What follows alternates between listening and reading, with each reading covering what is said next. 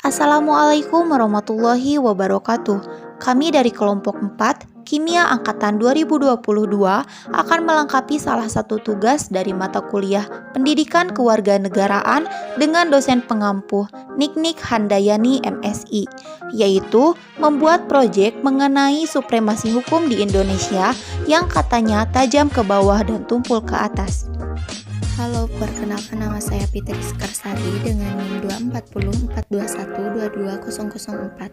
Halo, perkenalkan nama saya Lutfi Raudatul Zannah dengan NIM 240421222023. Perkenalkan nama saya Nisa Febriantini dengan NIM 240421222007. Halo, perkenalkan nama saya Risma Sawitri dengan NIM 240421222010. Supremasi hukum merupakan upaya menegakkan dan menetapkan hukum pada posisi tertinggi.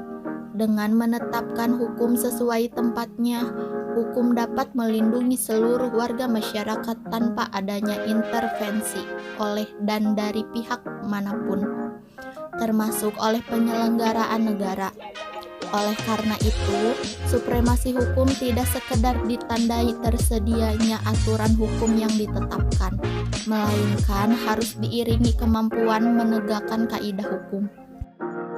Tujuan dari supremasi hukum yaitu mengatur tingkah laku masyarakat, memastikan bahwa setiap orang mematuhi aturan yang sama, mencegah terjadinya praktik penyalahgunaan kekuasaan. Prinsip ini memastikan bahwa hukum tidak hanya berlaku untuk segelintir orang, melainkan untuk semua orang tanpa terkecuali. Selanjutnya mengenai hukum tumpul ke atas dan tajam ke bawah. Istilah ini membandingkan antara penegak hukum pada masyarakat kalangan atas dengan kalangan bawah. Hukum tajam ke bawah tidaklah salah. Hukum memang seharusnya tajam terhadap siapapun tanpa membedakan status sosial. Apabila seseorang melakukan tindakan kejahatan, sudah semestinya orang tersebut dihukum sesuai dengan ketentuan peraturan perundang-undangan yang ada. Bahkan, hukum yang tajam menunjukkan bahwa pengadilan pada negara tersebut cukup baik. Hukum yang tajam dapat memberikan efek jera pada seseorang serta menjadi pengimbau untuk masyarakat lain agar tidak melakukan tindak kejahatan yang serupa. Hukum tumpul ke atas yang sebenarnya menjadi masalah. Hukum yang baik seharusnya tidak akan membedakan tindakan kejahatan dengan kondisi yang sama pada orang yang berbeda.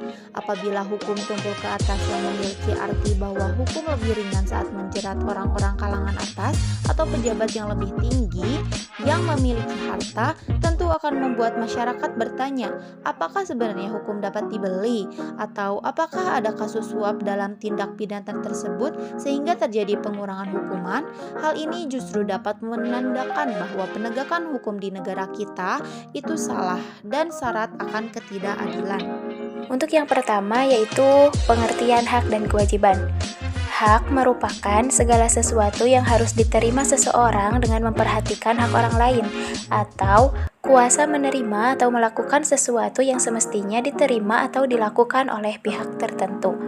Sedangkan kewajiban merupakan sesuatu yang harus dilakukan atau segala sesuatu yang harus dilaksanakan seseorang sesuai aturan yang berlaku. Selanjutnya yaitu contoh hak dan kewajiban warga negara Indonesia.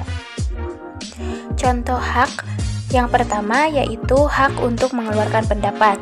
Kedua, hak untuk menikmati hidup yang layak. Ketiga, hak untuk memilih agama dan beribadah.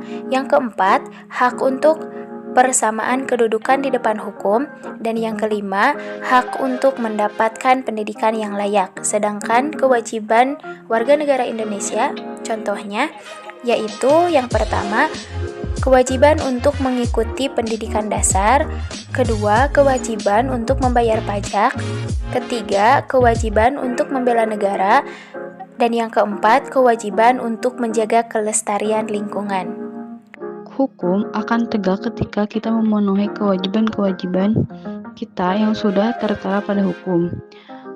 Menegakkan hukum itu tak seperti menegakkan tiang pancang jembatan yang secara rasional. Matematis bisa dihitung secara akurat setiap aspeknya sehingga bisa berdiri tegak atau miring sesuai rencana dan perhitungan.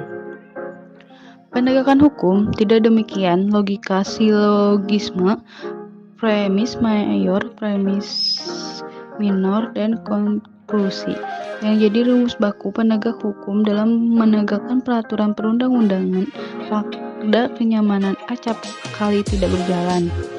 Bahkan, pada konteks tertentu ditawar oleh variabel-variabel sosial, ekonomi, politik, kultural, atau bahkan manusia sebagai pemegang peran yang menjalankan hukum ikut menentukan jalannya hukum.